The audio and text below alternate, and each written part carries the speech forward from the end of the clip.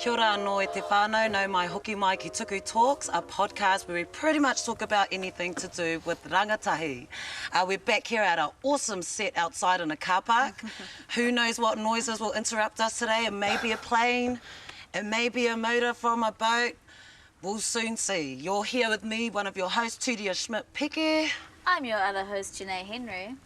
And we have a special guest today. Our kaupapa is music, and we have a special guest from Alien Weaponry. Kia ora, bro. Kia ora, thank you for having me. So I am Turanga Morgan Edmonds, bass player of Māori metal band Alien Weaponry. Thanks for having me. Good to be here. Love that. Bro, can you tell us more about you first? Yeah, so I grew up in Ruakaka, 2 hours north of Auckland, where we are currently born and raised.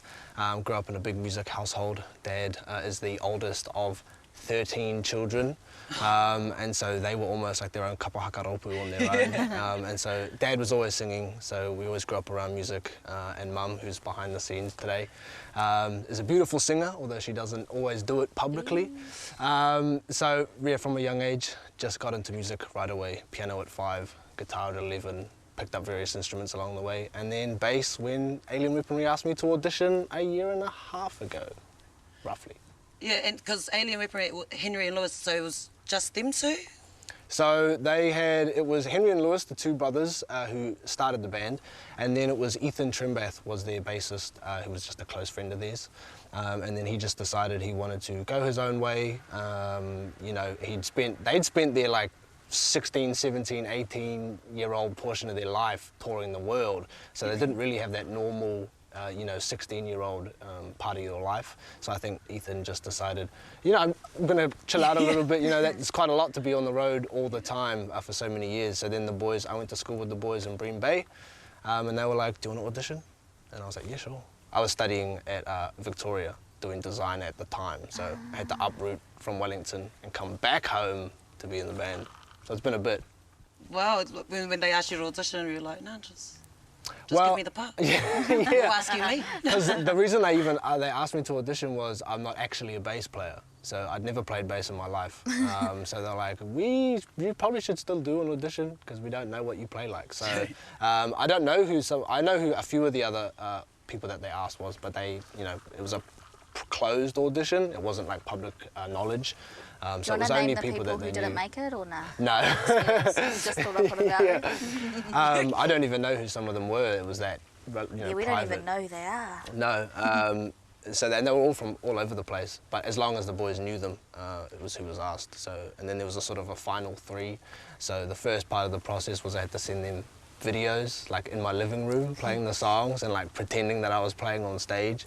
And then they were like, yep, we like it. And then they flew me and 2 others to Auckland here to do a live audition. I love this. For our manager. He was on Skype because he lives in LA. And then a week later I got the call saying, yep, you're the one. So I've been doing that ever since, with COVID and all that. But it's been great. I mean, how was that? Like Alien Weaponry were kind of already established, the 2 brothers. Was it a bit of did it take time to kind of get the vibe going with all of yous? It was definitely different. It'd been a long time since I'd seen the boys because I'd been in Wellington. But me and Henry particularly were always good mates in high school. Yeah. But luckily, it was one of the silver linings of COVID was that I didn't have to jump straight into it. Had COVID not existed, I would have done the audition and then a week later been on a plane to America. And I hadn't played on stage since I was like 13 or 14, like in high school bands, right? Like I never actually did music. So to go from never playing on stage to then playing for, the big festival we played last year was like 50,000 people. Whoa. I would have been like, oh, like this. But because we had COVID and we couldn't go anywhere, it let me warm up, settle back at home, get used to it. And then we did a little New Zealand tour, and then we did a couple shows last year, and then we finally did our first international show, or their first international show in a couple years, right before Christmas in the States. So you've been talking about tours, is it like how we see it in the movies with the tour bus, and is it like that? Like, what's it like touring? Yeah, to an extent. I mean, if you are at that really high level, you do have full-blown buses, which sleep like 15 people, I think. So are you in the bus? Yeah, well, we're in what we call a bandwagon, and it's basically a bus, but 9 beds, because our crew's not 15 people, so it's unnecessary money to spend on a 15-bunk bus. We've only got 9 people, so we just get the 9-bunk thing, but it's the same deal on the inside: toilet, shower, 9 bunks, fridge, microwave. So it pretty much, and you know, you're sleeping a lot of it. Everyone's like, oh my gosh, I bet you saw so many cool things. I was like, I was asleep. Yeah. I was asleep. You know, you sleep every second you can, because then you've got a big long day when you're doing setup and you've got the shows, and the shows are high energy. Yeah, and so the minute I walk off stage, I'm like, I'm trying to go to bed. If we're really lucky, we have a couple days in some cities, because most of the time it's a different city every day and every night. So by the time I go to bed, I'm in one state and I wake up in a completely different state.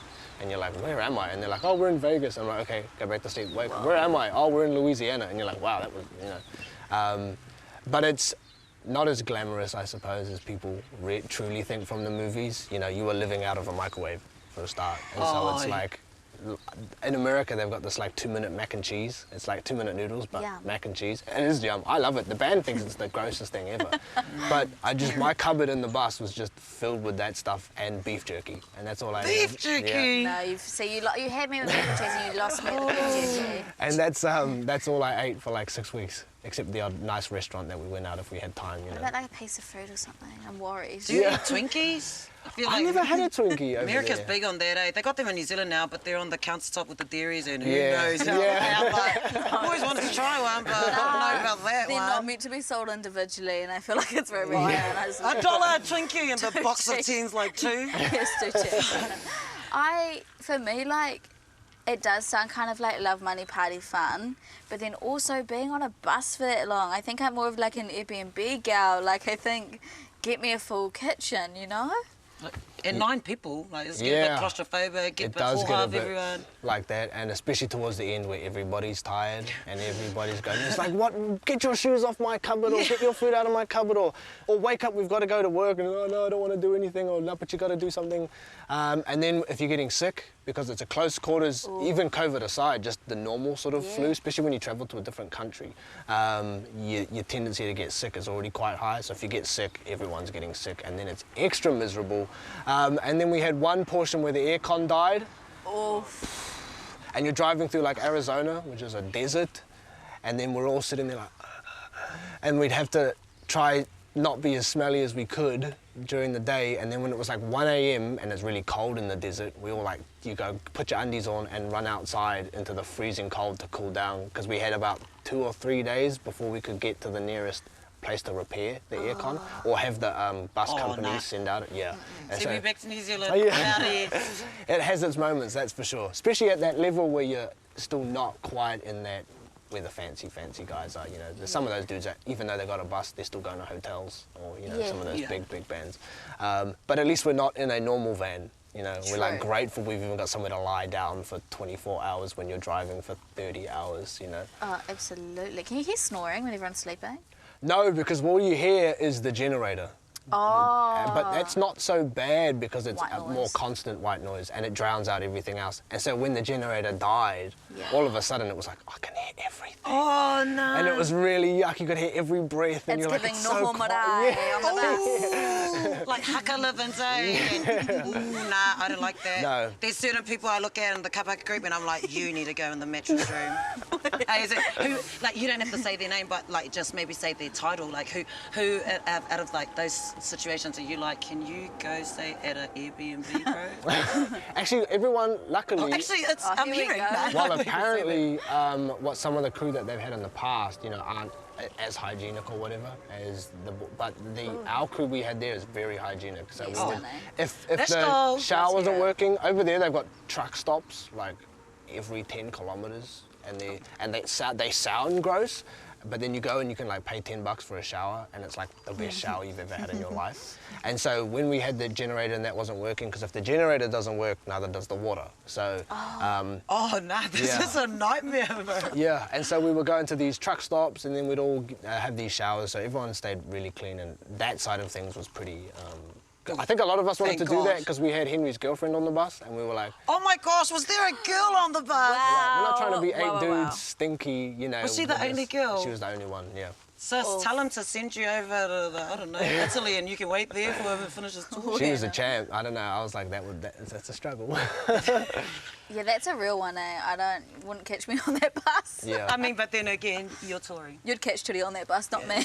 Not me. That's kind of the thing, you know. She was like, oh, I just love being able to see everything that we're seeing, you know. It's such a different experience, especially for, I think that was her first time leaving the country. It was her first time on an aeroplane, I know that.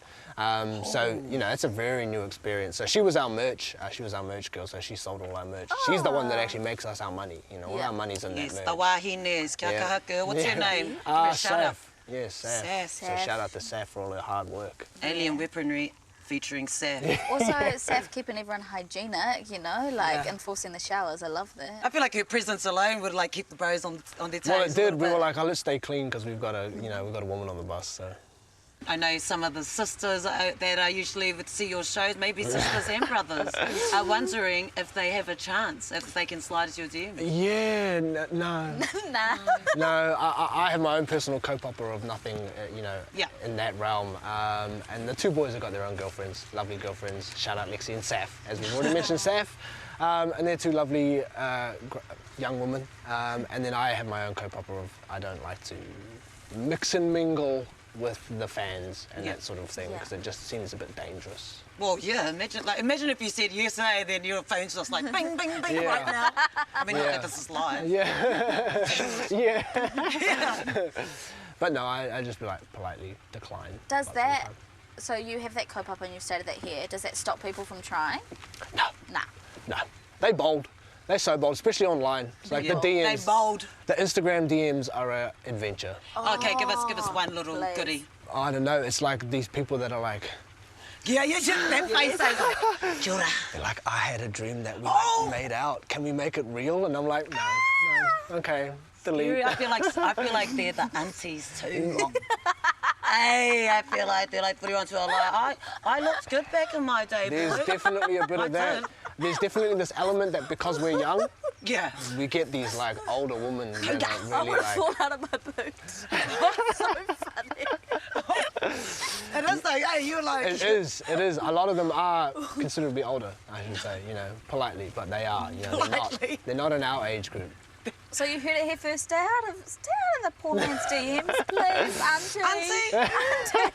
Auntie, go to the marae and cook the fried bread. Come get your auntie. Yeah, bro's getting scared. Auntie, don't forget about Uncle. Nah, you're bringing up some personal... Yes, sorry. No. For later. Alien Weaponry is a heavy metal band. What's that like? You know, because I mean, I don't know. I don't usually listen to heavy metal, but what's that like being in a band like that in New Zealand, in Aotearoa? So it's probably our toughest market here, which is why we play overseas so much, because the Europeans particularly, that is their music. Metal is a European, the Germans go absolutely crazy. The biggest metal festival in the world is German, and it's one of the biggest music festivals in the entire world. That's Wacken Open Air. But here in NZ, it's, you know, as we know, we're very like 660 LAB, that reggae, soft soul sort of sound, R&B. So there is a metal community here, but it's quite small in comparison. And then even smaller so in the Māori world of things. Yeah. And so one thing we love seeing, it's one of our favourite things about playing here at home, is when we see Māori come up to us after the show going, I've never listened to metal in my life, but just because you follow singer Māori, it's the coolest thing I've ever heard. And so then they're there in the shows, having a great time, and they've never seen a metal show ever in their life. So that's always a cool feeling. That's cool. So I guess people here would be like, don't really listen to metal, but I love them do it in Māori, and then over there they're like, metal, but in Māori. Yeah. And so for them overseas, they go extra crazy because they already love metal, and then it's something different, something new that they've never heard before. And of course, Māori, the sound of it, harsh consonants and everything, it just fits, like sonically it works really well. And I think they like, I don't know what they're saying, but it sounds great, you know, and it's percussive. We have a very percussive language. So they don't really care over there. They're just going crazy. They just go and beating each other up in the pit, and we're just like, cool, if you're here, we'll do it. It's so interesting to break a language down into like the sounds it makes, because I think very rarely do I ever think about te reo Māori, like how it must sound to people who have no concept of that. It's quite interesting to be bringing like te reo Māori to the metalheads who don't know it, and then bringing like metal to the te reo Māori speakers who don't know metal. Yeah. What kind of songs do you guys, is there any kind of format? Are you guys like, we need to do this many Māori songs, we need to do this many Pākehā songs? Like, do you guys have a te reo Māori kind of rollout plan when you guys are making your music? Yeah, so the lyrical writing is done mainly by Lewis and Henry. Yeah. I'm not good at lyrics at all, English or Māori. I'm just there to play and look good. But Lewis writes most of the English ones, you know, and if you listen to or you read the lyrics of those English songs, they're lots, you know, teenage angst, that sort of traditional young metal type lyric content. And then Henry writes most of the Māori words, and that is for them, other than like Tangaroa and that, they do some of these ones that sort of more about specific kaupapa, but lots of them are stories to do with their whānau and their iwi. But something like Tangaroa, where that's about, you know, bringing awareness to pollution, that's one of those songs where they have it half and half English, half Māori, so that, you know, the point is strong because it's in Māori, but then it's also other people can receive it. It reaches, eh? Yeah, because they're not having to Google what we're talking about. But normally the boys like to try to keep a 50-50 balance, because they do like singing in English, and you have to be careful about, you know, forcing too much either or to people. You give people a selection to choose from. Cool. So that's normally how they approach that. Just talking about your Tangaroa, I saw the video clip. Tangaroa, that video clip was pretty full on. Like, you're underwater and stuff. Like, what's it like? They look so much fun to film. It was a lot of fun, and it was a lot of hard work though. Yeah. We had two shooting areas. We did some in Waipu Cove, and that was the shots where we were actually like just breaching the waterline. Yeah. So it looks like we're outside because we were. But the funny thing was that it was actually like waist high. You've got to be a little bit safe. And because also you've got a camera crew in the water with you. So they can't be half drowning while you're pretending to half drown out in the ocean. So they're actually just standing above you and you're like halfway in the water going. And it's super strange. And then we had the super crazy shots where Lewis has like got his head in a plastic bag, which looks very visually jarring. But the poor lifeguard, like on the beach, was like, "What the heck is this guy?" They're like filming him drowning with a plastic bag over his head. And then we did all the really underwater stuff in Whangarei Aquatic Centre. So we just hired out the pool like after hours. So we were there from like 9 p.m. to 1 a.m. for 2 days. And that stuff was just hard work. That stuff was a lot of hard work, because you've got to hold your breath, but you're not allowed to have any air in your lungs, because when you start to lip sync the song, the bubbles come in front of your face. How does that go, like? So you've actually got to blow out all your air and then go under the water. So you're not actually holding your breath. So you've got to do these like 15-second bursts of because it's pretty intense. And then you've got to come up and you've got to keep your eyes open, and anyone who knows chlorine in the eyes isn't great, let alone for 5 hours straight, you know. So, and you're fully clothed. We had to have shoes on, jeans, t-shirts, and we had to sew our t-shirts to our pants, because otherwise they would keep floating up over your head and you can't see anything. So it was a lot of work, but that was really fun. You know, it's great to see those come together, especially with our director, Piotrek Kwasnik. He has this great vision, because we're sitting there in the pool and we're like, there's no way this is going to look like it's in the middle of the ocean, right? I was like, I can see the wall behind me and like the big painted T on the back. I was like, there's no way it's going to look like where we think. And then lo and behold, the final product looks like we're drowning out in the middle of the ocean. So they did a great job. The magic of TV, eh? Yeah. I was like, it's giving like busted mermaid fantasy, like with the water underwater, like trying your hardest to turn it out. The eye-open thing is the most haunting part of all of that to me.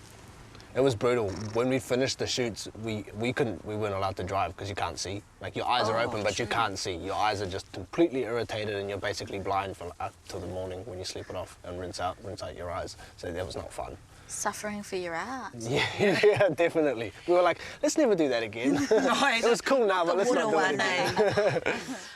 I had a phase in high school where I was sort of trying out a little like heavy metal moment, but it was because I was in a musical and I was trying to seem cooler and I was trying to get a boy to like me, so I pretended that I was like really into it. But I couldn't work out at that time, like, when am I listening to heavy metal. Do you know what I mean? Because if I'm at a garage party, it doesn't feel appropriate to like put on the heavy metal.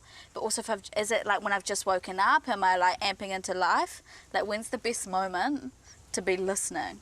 Yeah, that's interesting. I never really thought about that. For me, like in the everyday, because I mean, obviously metalhead for work, but in my everyday life, I'm a pretty broad music listener. I mean, mum and dad raised us on Motown, and you know, Stevie and Michael, so those are my icons, those are my music idols. But then like at 11, 12, I started getting into metal, but as a guitar player, so really it was for me to challenge my musical ability, and I think that's probably one of the big reasons people would start that, is because they're either an instrument player and they want to evolve that skill, because it is a very difficult genre to play.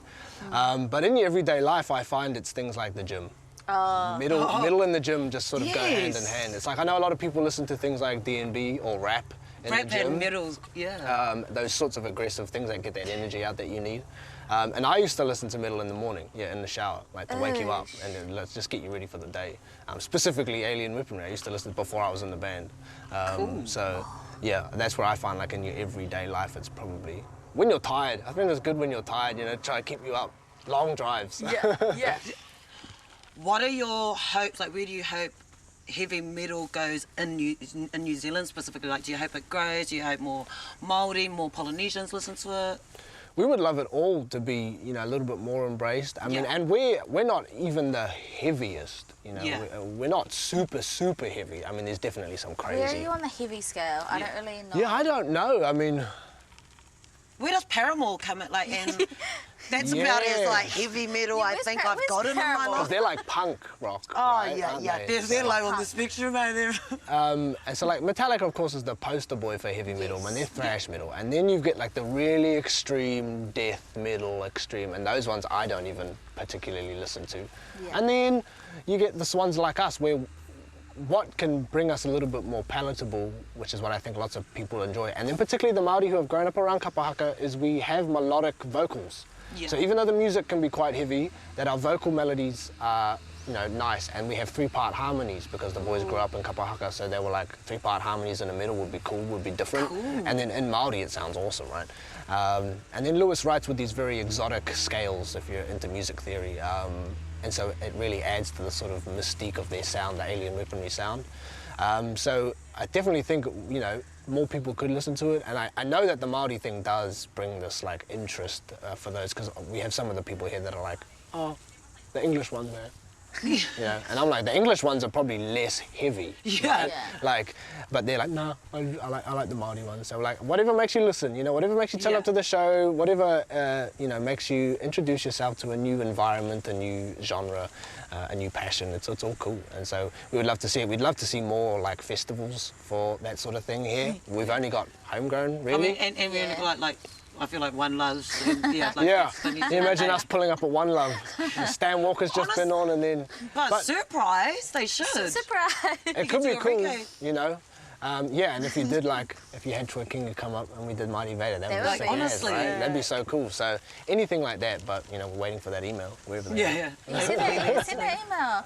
I say this with full admiration. I never realised how nerdy heavy metal was. Like hearing about the music theory being broken down. And you didn't study music. Did you learn heaps from when you joined the band, or did you know load from your mum and dad and whānau? For music? Yeah. So the boys don't have any music theory.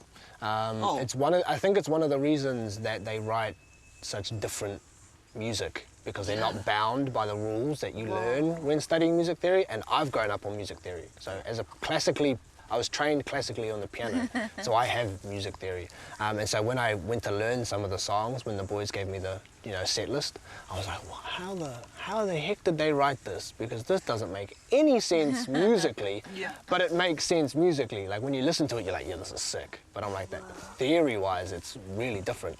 And so I think that's a unique trait that they have, because you're right, modern metal particularly is relatively nerdy. Like it's very technical. I mean, they even have genres that are called math rock. No. Like because it's so mathematical, and the science of it almost is like to the number, that it's almost just totally removes the that just gives me a headache now. That stuff's really intense. I can't even wrap my head around that. That's like 1845 time signatures and all these crazy things. And I'm so gonna be like math rock. I'm like, what's wrong with 4/4? Just play in 4/4. 3/4 if you're feeling funky. Yeah, yeah, 3/4 if you're feeling frisky. But the modern metal scene is this very technical based, because I know the boys have drawn some criticism from those haters that are like, it's so easy, this is simple music, why isn't it the super complex math stuff that I can't even headbang to because the timing is so different. And so it's this totally out of it thing, where in comparison to the 80s metal, like Guns N' Roses or Metallica or that sort of era, Motley Crue, that was when metal was like for the cool guys. That's the rock star era, you know, when it was all about sex, drugs, rock and roll, all that stuff. And then now it's transitioned into this like super technical genre. All right, Bo, so I'm a bit of a singer myself in kapahaka, and we lose our voice all the time. You guys are singing pretty hard out. Like, what do you guys do you guys lose your voice, one? And if you do, what do you take? So, one of the common misconceptions is that you just shout, but there is actually vocal technique to singing heavy distorted vocals for metal. Now I know Lewis, our frontman, has a much harder time because he's the one constantly singing. We're only singing for the odd backup and the odd scream. But you use these things called your false folds for really low growls, so vocal fry screams. And when you learn that technique, you can basically do it all day long, every day, every night, and never hurt yourself. But I know Lewis does the classic honey tea type styles, and then the steaming thing, like you put boiling water in a cup and you inhale the steam because it just softens and loosens up the vocal folds. Yeah. But if you're doing your technique right, you can go all tour and you never get a scratchy voice, unless you get sick and then it's all ruined. Oh, you need to tour kapahaka groups. Yeah, well, the tricky thing about kapahaka though is you got to project the volume, so we just got the microphone, so you don't have to actually be super loud, which is half the key as well, because when you're really loud, then you can start to damage it. And so that's where the little nuance comes in. Is there any, like, have you guys performed with any of your kind of like idols in the heavy metal world, or has Henry and Lewis? The boys definitely have. The boys are big, inspired by Lamb of God, who are a very well-known heavy metal band. That's a name, eh? Lamb of God. Yeah, they're super heavy if you're into heavy. And their singer Randy Blythe, Lewis is like one of Lewis's idol. And they've met them quite a few times, and Randy Blythe guest starred in one of the Gojira shows because he did a feature with Gojira a few years ago. The one he was opening for? Yeah. And so he was just chilling around backstage, so the boys got to hang out with him then, especially Lewis, because, you know, he's a big fan. Like, I sat next to James Hetfield from Metallica at a festival, accidentally. Accidentally? Wow, because he had security guards. I felt like I wasn't supposed to be there. Well, they suck. Yeah. Well, they didn't say anything, luckily, but even though you could, like, tell that there's someone next to you who's mega famous, and if anyone's familiar with Metallica, I mean, James Hetfield is like the Michael Jackson of heavy metal. And so they're the sort of band, he's the sort of person where everybody that was playing at that festival was, you know, James Hetfield was their idol, let alone the people in the crowd as well. And so you can't help but feel this presence of like, oh, these are like a big deal. And so you do get a little bit nervous, and you can't help it really, even if you don't know who they are. And then there's also the age thing. You know, the boys are young. We are young. Yeah. I'm the oldest at 22. And does everyone else like... I'm the oldest in the band. So Henry just turned 22 like a week ago, and Lewis is 19, nearly 20. So they're touring and they can't even legally drink in America? Yeah, Lewis can't. Do they? No. We have a no drinking on tour to, you know, keep your health up. And make sure your performance is Keep your health up, eat straight mac and cheese, not one piece of bread. Really, it's about performing a good show. But, what was I saying? The young... Oh, yeah, and so there's this age thing where, like, the Gojira men are in their 40s, and so they are also just men. You know, you look up to them as idols just purely based on their age. Because the other band that we played with, Knocked Loose, who are a super cool hardcore band, a little bit more in our age range, and they're late 20s, maybe early 30s, and so we got along with them a little bit more comfortably. You feel less nervous around them. So there's definitely that. You get that feeling that, like, oh, these guys are a big deal. Do you want that for yourself one day, like looking forward to the future? You're currently in Alien Weaponry. You mentioned before that you studied design. Like, what do you see the future holding for you? Yeah, and so the design, I mean, I've always loved music, but it was never my goal to do it as a career. It was always a hobby. And Mum always tried to be like, you should go to uni or do uni something with music, you should do something with music. And I was like, no, not interested. I used to hate playing on stage. Like, I used to hate performing for people. That's where I would get really nervous. But then, I don't know, it was just this weird thing of like, why not? Why not give it a shot when they asked me? Yes. And so really a lot of it was just for the experience, you know, even if it only lasted a year, or who knows what with the climate of COVID and everything, how long anything could last, and financially what the difficulties might be. But then I fell in love with it basically on the very first show in Turanga. We played our show at the Mount, and after that, nice. Yeah. Thank you. Thank you. First show there, and I went, oh no, this is cool. This is real fun. Yeah. This is really fun. And so now I'm just enjoying it as it goes. I have no idea what might be coming or what might not be coming, but I'm just loving it while it lasts. Yeah. Is there anything you would want to tell, any advice you have for rangatahi that would, not so much just to get into a heavy band metal, but kind of to get into music in general? Yeah. I think the key is one, persistence, because what most people might not realise about the two brothers is they've been doing it since they were 11 years old. Yeah. So, and they were like pulling out of school and going every Friday, and they drive 8 hours to some bar in the corner of nowhere and play the one song on repeat for 3 people. Right? And they just grinded and grinded and grinded until one day that worked out. And so one thing is never give up for a start. But then in today's modern world, social media.